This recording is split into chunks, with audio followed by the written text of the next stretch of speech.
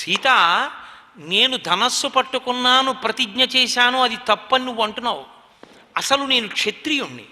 క్షత్రియుణ్ణి కనుక నా సహజధర్మం ఏమిటి? రక్షణ. ఎవరికి రక్షణ? ఎవరు బలహీనులో వాళ్ళని రక్షించాలి.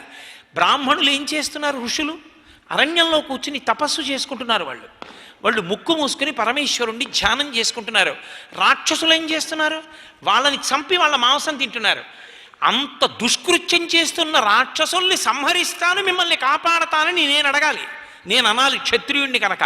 నేను అనలేదు, వాళ్ళు నన్ను అడిగారు రక్షించమని. నేను ఎంత పొరపాటు చేశాను? 14 ఏళ్ళు ఏదో ప్రశాంతంగా నేను గడిపెడిపోయేదానికి నాకెందుకు వచ్చిన గొడవని నేను చూస్తూ ఊరుకుంటే ఇంకా నా క్షాత్రధర్మం ఏమిటి? ఎందుకు క్షత్రియుడిగా పుట్టినట్టు? ఎందుకు రాజకుమారుడిగా బతుకుతున్నట్టు?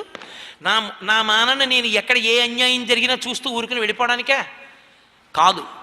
సీత, నా ధర్మమును నేను నిర్వర్తించడంలో ఒకవేళ అటువంటి పరిస్థితే ఏర్పడితే ధర్మానికి నీకు, ధర్మానికి లక్ష్మణుడికి, ధర్మానికి నాకు మధ్యలో ఘర్షణ వస్తే ధర్మం కోసం నిన్ను దూరంగా పెట్టేస్తాను, లక్ష్మణుడిని దూరంగా పెట్టేస్తాను తప్ప ధర్మాన్ని దూరంగా పెట్టను.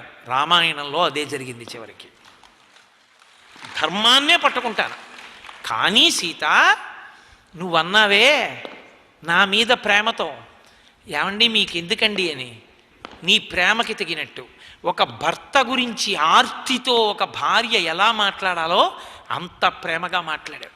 నీ వంటి భార్య దొరకడం నా అదృష్టం. ఇంతకన్నా ఐశ్వర్యం నాకు ఇంకోటి ఉండదు. నువ్వు నాకు తగిన భార్య అన్నాడు. సీతమ్మ కూడా శబాష్, ఎంత ధర్మం చెప్పారండి.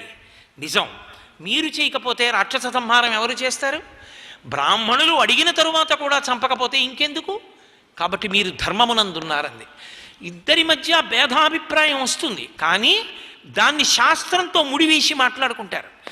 ఏది చెయ్యవలసినది, ఏది చెయ్యకూడనిది, ఏది చెయ్యవలసినదో ఎవరు ధార్మికంగా చెప్పారో వాళ్ళతో రెండో వాళ్ళు రాజీ పడతారు. రాజీ పడ్డం అంటే సమన్వయాన్ని కుదుర్చుకుంటారు తప్ప అది ఊరికే నా మాట వినలేదు, నా మాట వినలేదు, నా మాట వినలేదు అని సతాయించేయడం కింద ఉండదు. చక్కటి సమన్వయంతో దాంపత్యం నడుస్తూ ఉంటుంది. అసలు శ్రీరామాయణంలో దాంపత్యాలకి పతాక స్థాయి అద్భుతమైనటువంటి ఒక హారాన్ని వేసినటువంటి సర్గ చిట్ట చివర, అయోధ్యకాండ చిట్ట చివర వచ్చినటువంటి సర్గలు. సీతారాములిద్దరూ అత్రి అనసూయల ఆశ్రమంలోకి వెళ్ళారు. అత్రి మహర్షి బాగా వృద్ధుడైపోయాడు. సీతారామ లక్ష్మణుల్ని చూశాడు, ముగ్గురిని స్వాగతం పలికాడు. స్వాగతం పలికి ఆయన ఒక మాట అన్నాడు. తన భార్య గొప్పతనాన్ని చెప్పడానికి చాలామంది పురుషులు ఇష్టపడరు. ఎంతో సంతోషంగా అత్రి మహర్షి రాముడితో చెప్పాడు, రామ, నా భార్య అనసూయ అటు వెడుతోంది. ఆవిడ చూపించాడు. గాలికి అరిటి చెట్టు వణికిపోయినట్టు వణికిపోతోంది. ఆవిడ వృద్ధురాలైపోయింది.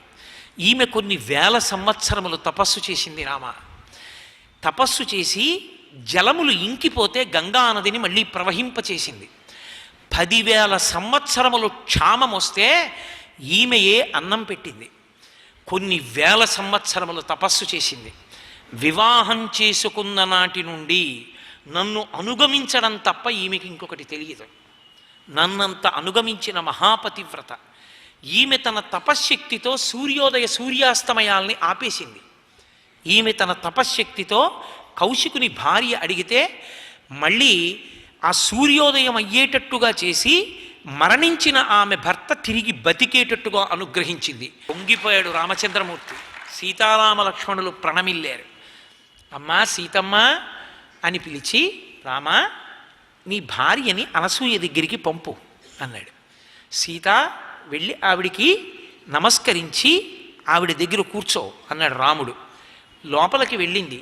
అనసూయ వణికిపోతోంది, వృద్ధురాలైపోయి కూర్చునుంది ఆసనంలో. సీతమ్మ తల్లి ప్రదక్షిణ పురస్సరంగా వెళ్ళింది ఆవిడ దగ్గరికి. వెళ్ళి నమస్కరించి, అమ్మా మీ ఆరోగ్యం బాగుందా అని అడిగింది. చాలా సంతోషం అమ్మా అని ఆవిడంది.